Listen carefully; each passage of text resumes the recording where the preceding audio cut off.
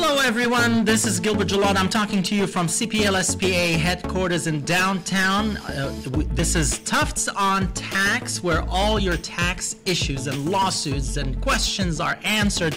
If you have any questions or any problems with taxes, with the IRS, with employers, with employees, with friends, family, with anyone that you know, if you are worried about answering certain things on forms, you have problems with your CPA or accountant or relating to taxes, this is the place to call and ask for legal advice and also to hire a professional. Mr. T. Scott Tufts here is the professional and the expert and the master when it comes to lawsuits and litigation regarding taxes.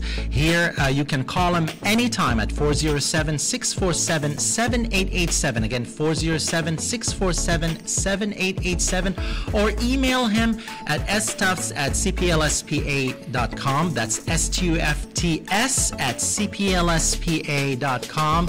And today we are talking about cryptocurrency. There's a lot of questions, a lot of question marks about cryptocurrency. How are you, Scott? Hey, good to be with you, Gilbert. Good to be with you, too. And we have a hot topic today, and it might take us 2 or 3 episodes for this one. So many questions that you brought in today, and we had also already when we talked about the subject. Absolutely.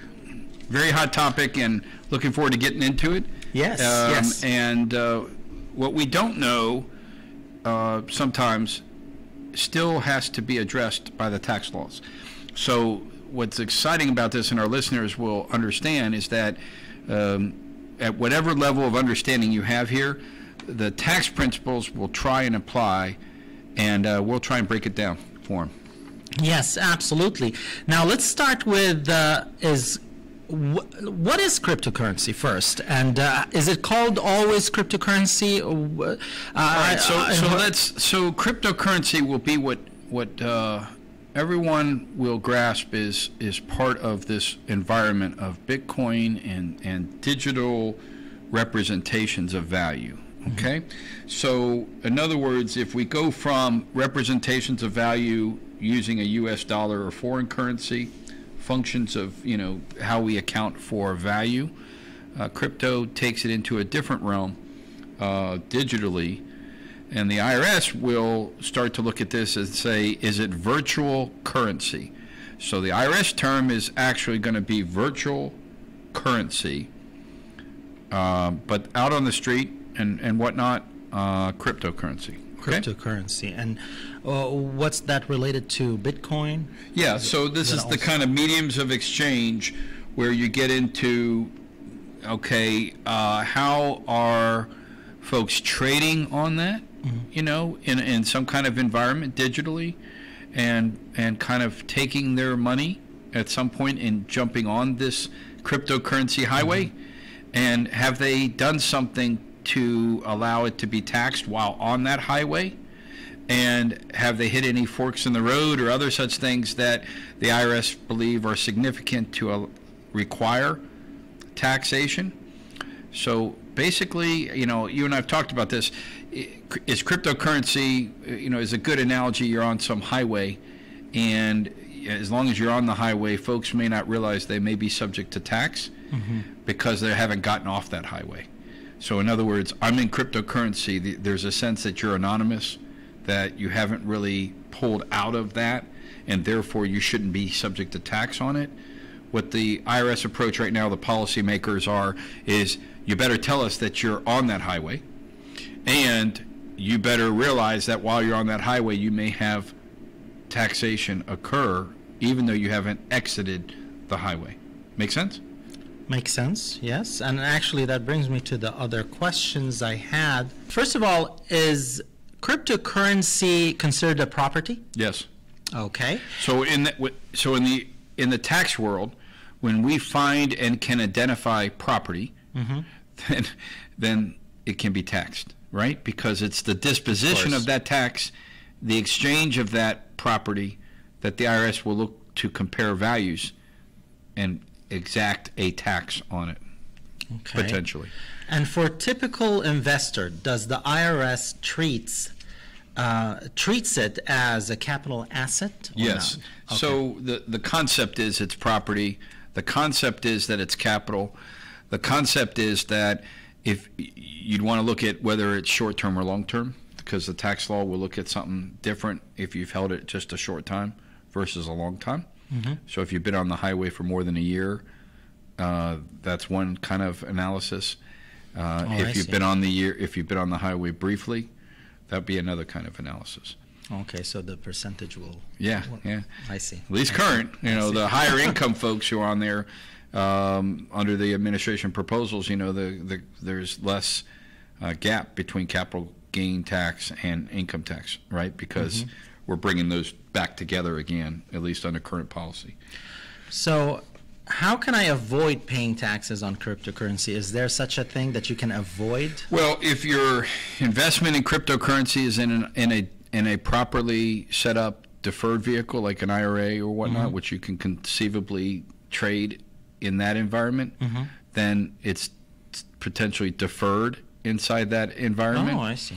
But, the concern with cryptocurrency, virtual currency from the IRS perspective would be that you're on this highway and you're exchanging things and you're realizing income, but it's not being reported. So one of the things they're looking at right now is, will they find the person you're interacting with who's handling your trades, and even though you're anonymous, will they require a person to broker and report those gains off that highway? Okay. All right. I see. Well, that's where... no different than becomes... so you have stocks and stuff, and you have a mutual investment, and you have these trades, then you get statements. You get a 1099 type reporting. It helps you then put them on your taxes. The idea of tax policy right now is, will the IRS try and exact that kind of reporting and out of that highway when folks are on that highway not perceiving that they've gotten off the highway to where there should be tax, if you follow that analogy. So it's kind of like maybe the attitude had been, I'm trading in crypto, I'm on the highway, don't bother me until I get off the highway. I see. Because I'm going to go up and down, and I'm going to be kind of to give you time. Things. Yeah. So what we want our listeners to know is the IRS is looking at trying to tax you while you're on the cryptocurrency highway, if that analogy makes sense.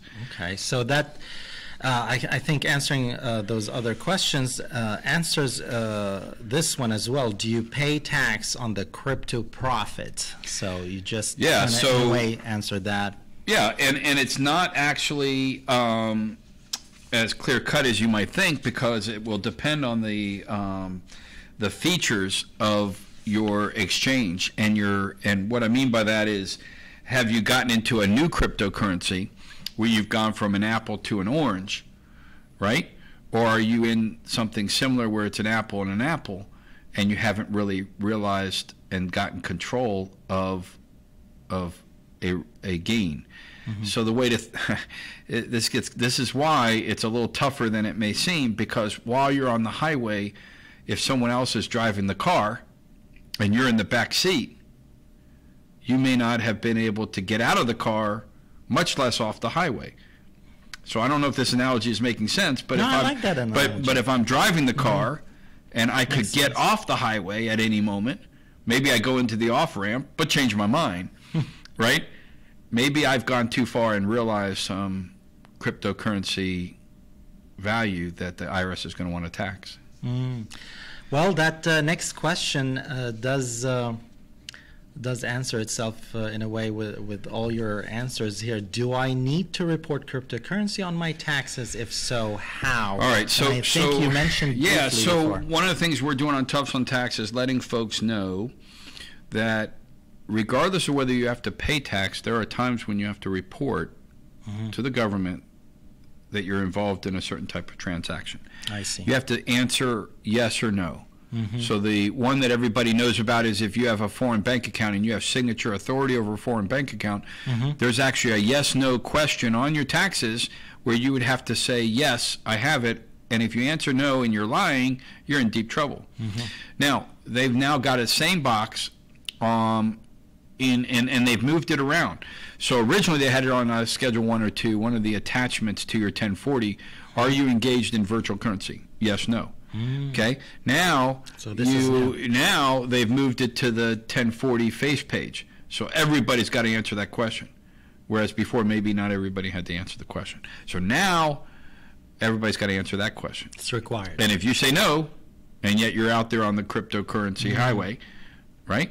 So they have to be very careful. Yeah, because it's not a question of tax. It's a question of they want to know about it. And you better tell them the truth. Yeah. Okay. So what to avoid when dealing with cryptocurrency? Well, I think we just mentioned one of them. I mean, I think you cannot operate in the illusion of the idea that you're anonymous, right? So you can't almost hide from the IRS. You can't really look at it that way. For our listeners, maybe the way we ought to be thinking about the IRS is that they are your partner. Now, let's not go with whether they're a good partner or not, but let's go with the idea that when you share information with the IRS on your tax form, they are not allowed to tell anyone that information. So it's your interactions with the IRS that you are demanding that they keep private, not share with any other agency or anyone, because they get in trouble for that. And therefore, what you share with them, and yes, they're collecting that data, they're doing it with they're collecting that data in a complex world, complex tax system, made that way by our, the myriad of laws. We don't have a simple tax. And so therefore, they're gathering in that data to try and find and identify and locate folks who are not paying their fair share of the taxes, or not fair share, accurate share in their view. So Gilbert, the main thing we look at here is, we want our listeners to look at it differently when they look at their tax form. For example, if you engage in the exchange of drugs, illegal activity, there are ways that you can prepare your tax form that does not disclose that you're engaged in illegal activity, but properly pays tax on that illegal activity. Interesting. So if you think about it, that starts to get you in a different mindset in the way you view the taxes.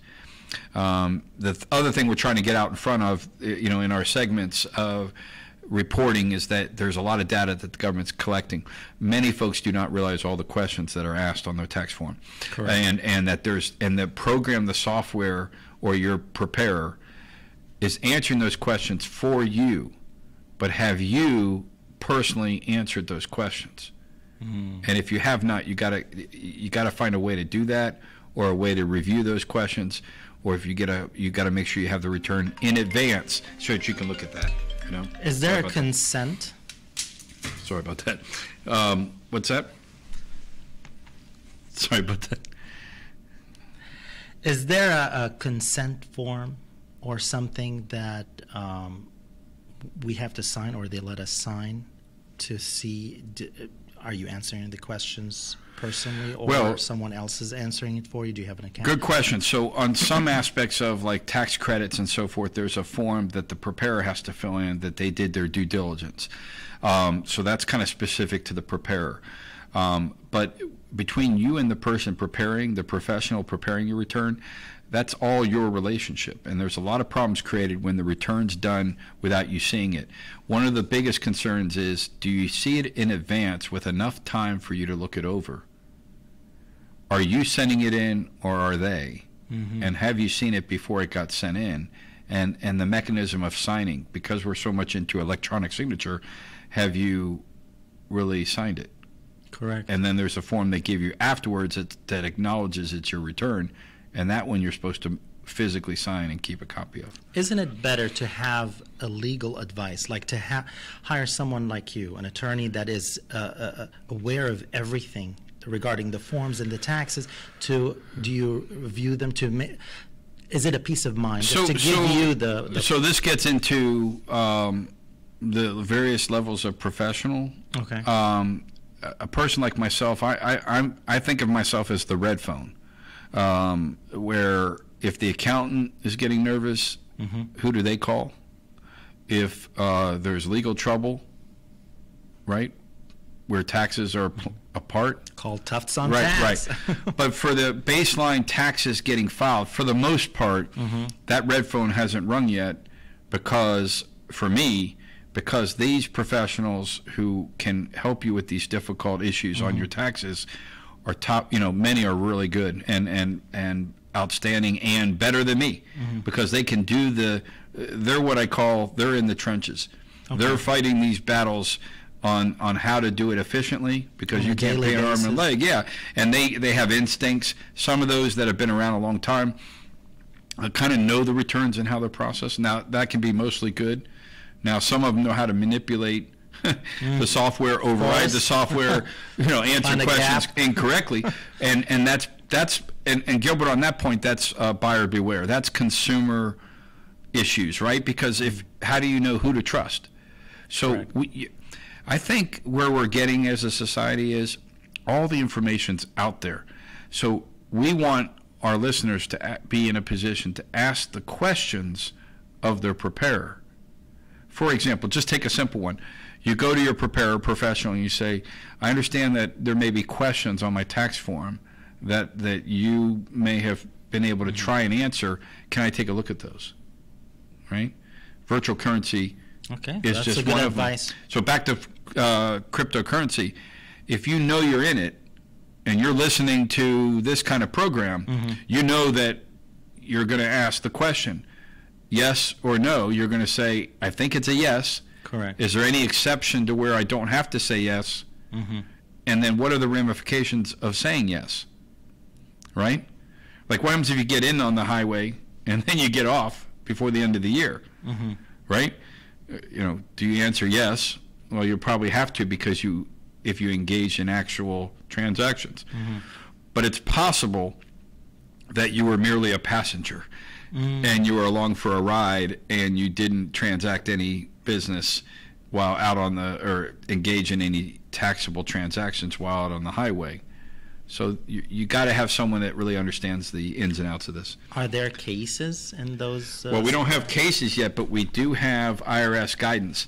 And what's kind of nice now, and we'll get into this, we have the IRS really trying to get ahead of this and advise people with an FAQ, frequently asked questions, where they can get in and try and nip in the bud these questions that people have about cryptocurrency. Wow. And I know, now, did we cover everything regarding cryptocurrency and taxes? I know there's a lot. Well, we can't. So even on the IRS questions, when I looked at this, I said, well, how many questions really are there that people have about cryptocurrency? And even, with my knowledge of what's going on, I was shocked. 46 FAQs on the IRS website alone. That tells you that there are a lot of questions emerging about how to tax it and so forth. And part of this is that there's separate things going on in digital world. And folks who are very experienced at that, they'll tell you that maybe the way we used to analyze things tax-wise doesn't necessarily translate or cover everything that's going out there on the highway. I use the example, you're a passenger versus you're driving the car. What happens if a bunch of you are in the car? There's all kinds of nuances there. There's terminology in the FAQ that we'll get into next time that deal with a hard fork. Well, these folks out there who are in this, a hard fork. Well, it's not something you stab. No, it's not something you stab, your food with. It's actually kind of makes sense that if you hit a certain moment where you hit a hard fork in the road, so to speak, you might be at a moment of taxation out there on the highway. I see. That you might not be aware of. So I see that you have a bunch of these questions. Yep. So one of the things that folks struggle with is when they take the virtual currency and they start to transact business with it or engage in services. So they might drop their guard and realize that, hey, I'm out on the highway, while out on the highway, I ran into a friend of mine. We exchanged currency, or I paid him for services through digital currency, and therefore I haven't exited the highway. I'm good. And the IRS is trying to get the word out that no, we want to know what you did on the highway. We want to know whether you had a fork in the road on the highway. We want to know whether you've realized a taxable event because you changed from one type of cryptocurrency to another. You could have exited the highway but chose not to. That's different than if you're not driving the car and you haven't realized on your crypto.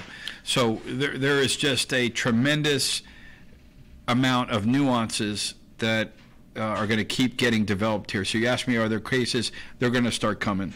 And so we need to get the word out that the nuances are there.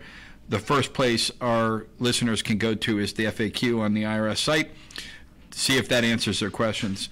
If it hasn't, then get with their professional preparer before they just check a box or don't even know to check a box and get themselves in trouble. Wow. That's why I think we have to cover this more than one episode, or maybe 2 episodes. Yeah, so one of the things as a general concept that we'll kind of get into is, what is the concern?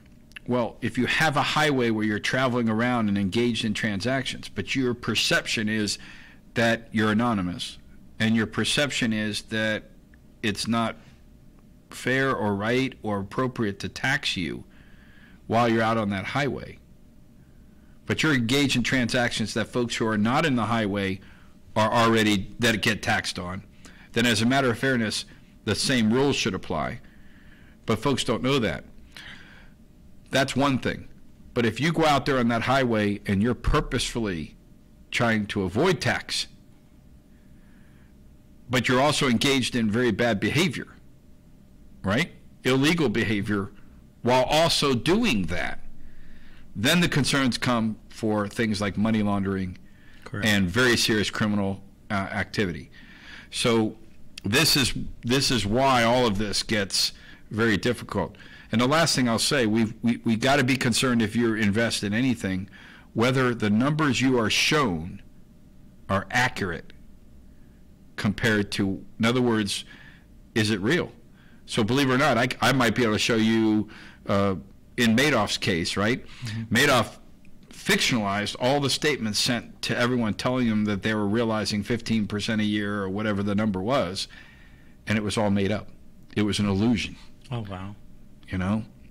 And therefore, just because you have paper that says you've got money and profit, you may want to make sure it's real. So lots of issues. We'll get into those details, with some of these more.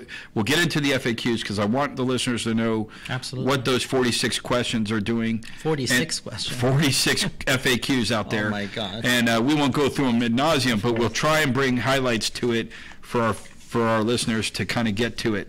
And then I'll try and also keep coming back to this, where this analogy works, Gilbert, and where it doesn't.